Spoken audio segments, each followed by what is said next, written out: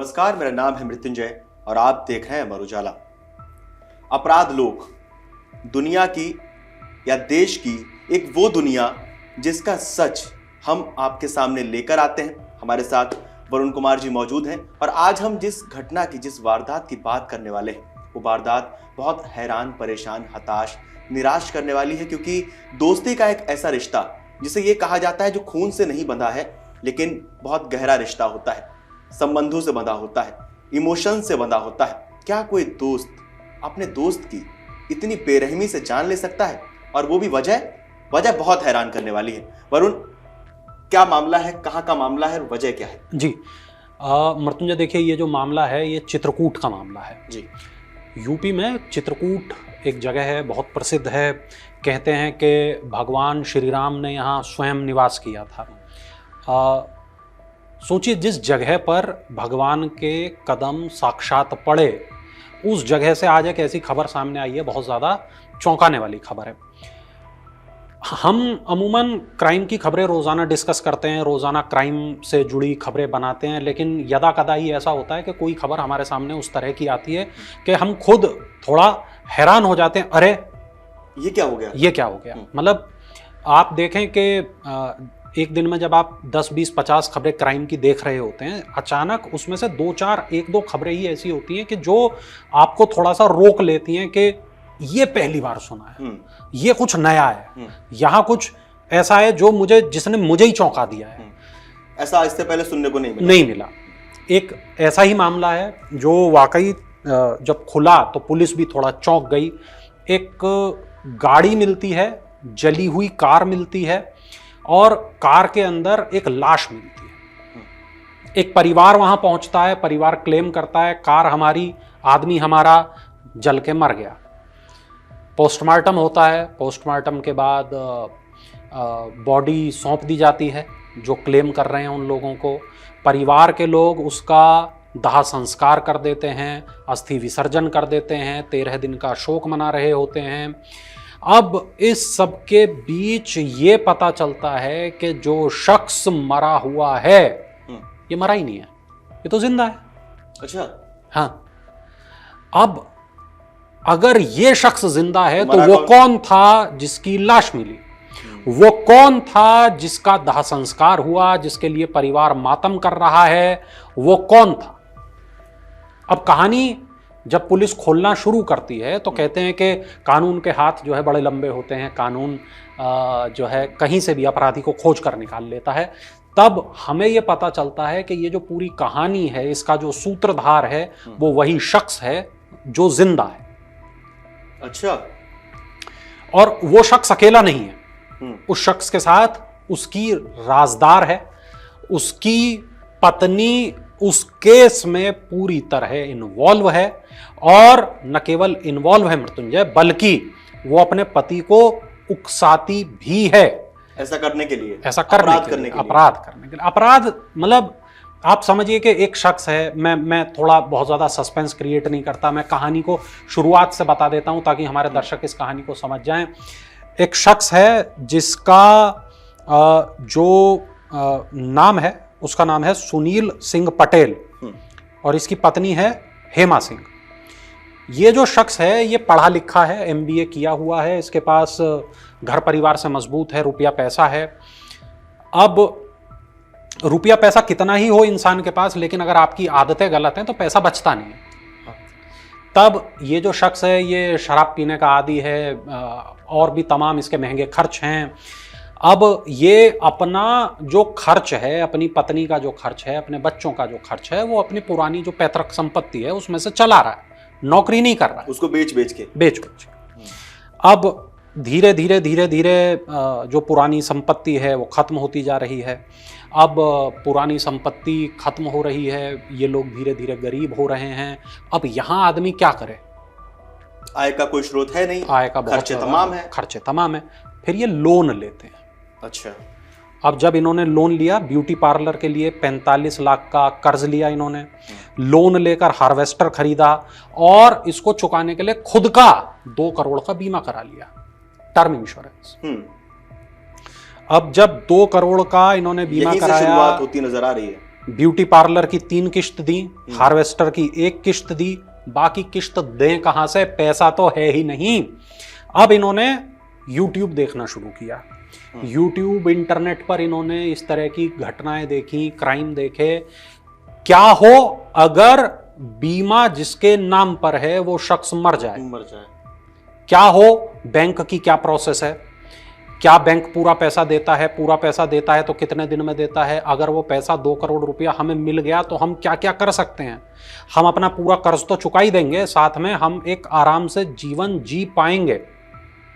बस ये दूर जाके उस जगह से ये एक हुक पॉइंट था जहां से इन लोगों को ये आइडिया मिला कि अब मेरा मरना जरूरी है। समाज की नजरों में, समाज की नजरों में, दुनिया की नजरों में, पुलिस की नजरों में, कानून की नजरों में, लेकिन अब मरेगा कौन? मरना तो किसी ना किसी को पड़ेगा। तो ये जो सुनील सिंह हैं, इन्होंने एक शख्स से दोस्ती की।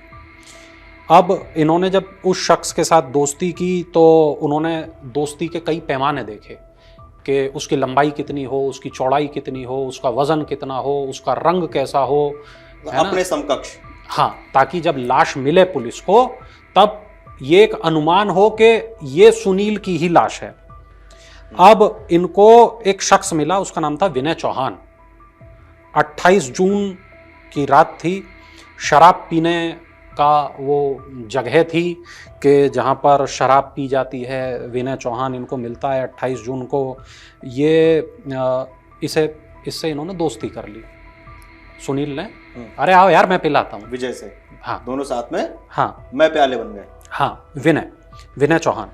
तब इसके बाद इन्होंने 29 तारीख को दोबारा बुलाया, अरे कल फिर पिलाएंगे। अच्छा। अब इनके पास में जो छोटी इनकी कार थी, अल्टो इनके पास कार थी, और 29 तारीख को ये उसे मारना चाहते थे, लेकिन 29 तारीख को बात बनी नहीं क्योंकि बारिश हो गई तो कार में आग नहीं लग पाएगी। ये पहले से इन्होंने सोच रखा था कि मुझे मारना कैसे है, मारना मुझे कार में जलाकर है। कार में जलाकर ही क्यों मारना है? अगर जली हुई लाश पुलिस को मिलेगी तो बहुत ज्यादा इन्वेस्टिगेशन नहीं होगी, ये मान लिया जाएगा कि कार में आग लग गई होगी। कार में आग लगने के बहुत कई मामले सामने आते हैं और शायद बात बन जाए। इसके बाद रास्ते की भी पूरी जानकारी थी सुनील को, तो सुनील ने एक सिकरी गांव करके वहाँ एक जगह है, वहाँ इलाके में इन्होंने कार खड़ी की। कार में बैठकर इन्होंने शराब पी। शराब पीने के बाद इन्होंने सुनील को बोला, यार तू ड्राइवर सीट पे आके बैठना। ड्राइवर सीट पर उसे बैठाया और वो शराब इतनी पिलाई कि वो बेहोश हो गया। इसके बाद कार में ये लेके गया था एक गैस सिलेंडर, एलपीजी सिलेंडर लेके गया था अपने साथ। अब उसने सिलेंडर की पिन दबा दी, यानी कार के अंदर चारों शीशे बंद कर दिए, पिन दबा दी ताकि पूरी कार में एलपीजी भर जाए अच्छे से। इसके बाद इसने थोड़ा सा शीशा खोला, वहां से बहुत सारा कपूर हाईली फ्लेमेबल होता है, कपूर उस आदमी के ऊपर डाल दिया, सुनील के। आग एकदम बहुत तेजी से पकड़ ले। हाँ, और फिर एक छोटा सा कपूर जलाया और गाड़ी के अंदर कपूर फेंक दिया। अब सुनने में बड़ा फिल्मी सीन लग रहा है ये, लेकिन ये सच्चाई है मृत्युंजय। और उसके बाद पूरी कार में आग लग गई, कार में बड़ा ब्लास्ट हुआ और जो आरोपी सुनील है वो प्रयागराज पहुंच गया बस से, चित्रकूट से प्रयागराज पहुंच गया। अब गाड़ी में आग लगी है, गाड़ी में विस्फोट हुआ है, पुलिस मौके पर पहुंची। पुलिस ने देखा कि कोई तो अंदर है जो मरा हुआ है। गाड़ी से पता किया, चेसिस नंबर, गाड़ी नंबर, किसके नाम पर, इंजन नंबर किसके नाम पर रजिस्टर है। फैमिली वहां पहुंच गई। इधर हेमा ने पूरा माहौल बनाना शुरू कर दिया, मेरा पति मर गया, है ना। अब इसके बाद जो है पुलिस को लगा यार ये तो आदमी मर गया, बड़ा बुरा हुआ। अब लेकिन जब पोस्टमार्टम हाउस बॉडी पहुंची तो समझिए कि वो इतना जल चुकी थी कि बॉडी का ये तक नहीं पता चल पा रहा था कि वो आदमी की है या औरत की है, वो उसकी उम्र कितनी है, मरने से पहले क्या उसे गला घोट के मारा गया। मतलब क्या होता है जब पोस्टमार्टम होता है, चाहे वो जली हुई लाश का ही क्यों ना हो मृत्युंजय, बहुत सी बातें पता चलती हैं। लेकिन ये एक ऐसा केस था जिसमें पोस्टमार्टम में कुछ भी पता नहीं चल रहा था। बस यहीं से पुलिस के दिमाग में एक शक पैदा होता है कि ये थोड़ा अजीब सा मामला है, ये थोड़ा अलग लग रहा है। सबूत मिटाने की कोशिश। ये जो हेमा थी उसका व्यवहार उस तरह का था कि भाई जल्दी मुझे मेरे पति की लाश दे दो, जलाना है, जल्दी दे दो। तो ये जो जल्दी जल्दी वाले जो शब्द थे, इनसे उसे थोड़ा शक पुलिस को पैदा होने लगा। पुलिस ने कहा कि भैया हम तो डीएनए टेस्ट कराएंगे, बेटे का सैंपल दो। बेटे का सैंपल मांगा, ये बॉडी का सैंपल लिया। अब उसके बाद में इसके सुनील के पिता का सैंपल मांगा। अब सुनील का पिता 2 दिन तक पहुंचा ही नहीं सैंपल देने के लिए। अब यहां पुलिस को डाउट पैदा होना शुरू हुआ। फिर पुलिस ने कॉल रिकॉर्ड्स निकलवाने शुरू किए, पुलिस ने इंटरनेट हिस्ट्री देखना शुरू किया, पूरे चित्रकूट जिले के जितने सीसीटीवी हैं वो देखने शुरू किए, आसपास की रिश्तेदारियां पता की कि इस सुनील की रिश्तेदारी कहां कहां पर है, सुनील अपनी रिश्तेदारी में आखिरी बार कब गया था, सुनील जिस जगह गया था रिश्तेदारी में क्या वहां कोई सीसीटीवी है, जितने टोल नाके हैं आसपास के इलाकों के वहां कौन कौन से सीसीटीवी हैं, उनके सीसीटीवी निकलवाए। और मृत्युंजय आप हैरान हो जाएंगे, एक सीसीटीवी में सुनील दिखा जिंदा, और वो जो मर चुका था कुछ दिन पहले उस कार में जल के। अब पुलिस ने एक टीम इलाहाबाद के लिए रवाना की, पुलिस ने एक टीम रीवा के लिए रवाना की, पुलिस कई मोर्चों पर एक साथ काम करने लगी। अब पत्नी को लगा भाई अब तो हम पकड़े जाएंगे, पत्नी को डाउट हो गया कि भाई अब मुझे लग रहा है कि अब बचना बहुत कठिन है। अब पुलिस जिस तरीके से तफ्तीश कर रही है ये हमारे लिए जो बचना है इसमें बहुत कठिन होता जा रहा है। इसके बाद ये जो पत्नी है हेमा, इसने अपने पति से संपर्क किया, पति से कहा कि भाई अब आप हमें बताओ कि क्या करें क्या ना करें। इसमें मैं अपने दर्शकों को एक बात यहाँ ये भी बता दूं कि 30 जून का मामला था कि जब ये कार जली हुई मिली तो ये जो सुनील सिंह है 39 साल का है और हेमा जो है 35 साल की है, और 7 तारीख में इनको गिरफ्तार किया गया है। 7 जुलाई को इनको गिरफ्तार किया गया। आज 9 जुलाई है जब हम ये खबर बैठ के डिस्कस कर रहे हैं। तो हेमा ने अपने पति से संपर्क किया, उसे बताया कि अब लग रहा है पकड़े जाएंगे, आओ इस पे बैठ के डिस्कस कर लेते हैं तुम और मैं, ताकि कुछ बीच का रास्ता निकाला जाए, कुछ उपाय निकालना है। तो सुनील पहुंचता है। सुनील जब यहाँ पहुंचता है तो सुनील अपने साड़ू के घर पर पहुंचता है। अब सुनील अपने जब साड़ू के घर पर पहुंचा तो पुलिस को ये पता चल गया कि ये जो साड़ू है इसका यहाँ पर ये व्यक्ति रुका हुआ है सुनील नाम का। और इसके बाद यहाँ पर 29 एक यहाँ पर एक खास बात ये भी है कि जो विकास चौहान है, विनय चौहान का भाई, यहाँ पर इसने बताया कि मेरा भाई विनय चौहान 29 तारीख से गायब है, जिसको मैं लगातार ढूंढ रहा हूँ। उसकी गुमशुदगी की वहां पर रिपोर्ट है। अब यहाँ पर इसके बाद में पुलिस का माथा ठनका। हाँ, ये सब चीजें हो रही हैं, लगातार हो रही हैं। पुलिस देखिए कई जगह पर एक साथ काम कर रही है। साड़ू के घर जब पुलिस पहुंचती है तो पुलिस के पास में सबूत थोड़े कम थे। पुलिस के पास में इकबालिया बयान नहीं थे। पुलिस के पास जो है कुछ सबूतों की, रिकॉर्डिंग्स की कुछ कमी थी। पुलिस साड़ू से कहती है कि अब इसको कहीं जाने मत देना, इसको अपने पास ही रोक के रखना और थोड़ी देर बातों में उलझा के रखो ताकि हम जो हमारी तफ्तीश है हम वो पूरी कर लें। पुलिस 2-3 घंटे के अंदर वो तफ्तीश पूरी करती है। पुलिस 7 तारीख को इस व्यक्ति को गिरफ्तार करती है, सुनील को, और हेमा की गिरफ्तारी उसके बाद होती है। अब सुनील गिरफ्तार हुए, हेमा गिरफ्तार हुई। हमें ये पता चल गया कि विनय चौहान को जान से मार दिया गया, सुनील ने मार दिया। इस प्लान में उसके साथ हेमा शामिल थी। हमें ये भी पता चलता है कि 2 करोड़ रुपए का जो बीमा है, रकम है, उसके लिए ये पूरा प्लान बनाया गया। अब जो पुलिस की जो रिपोर्ट है मैं वो अपने दर्शकों को बताना चाहूँगा।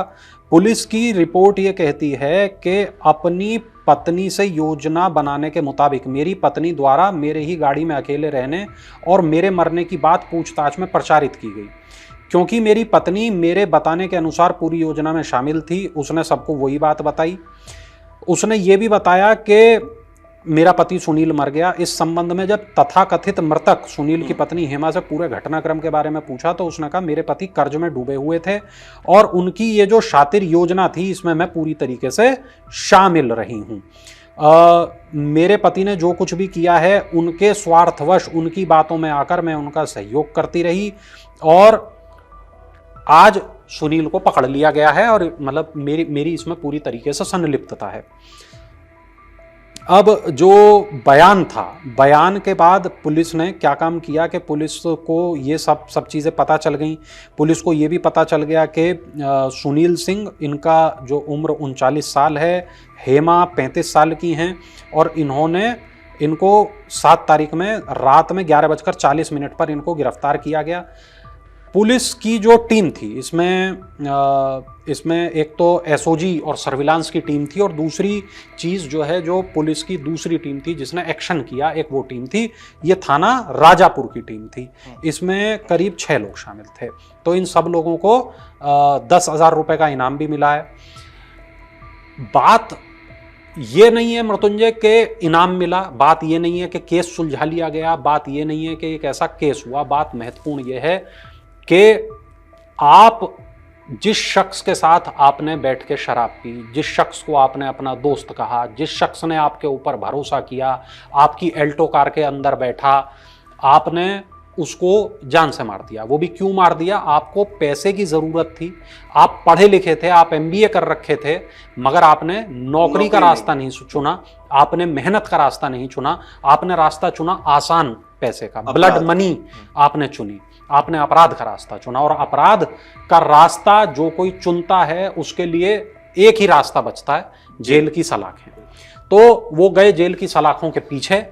अपराधी कितना भी शातिर हो वरुण, पुलिस की नजरों में कहीं ना कहीं कभी ना कभी तो पकड़ा ही जाता है। बिल्कुल। आप लोगों को क्या लगता है पूरा केस सुनने के बाद?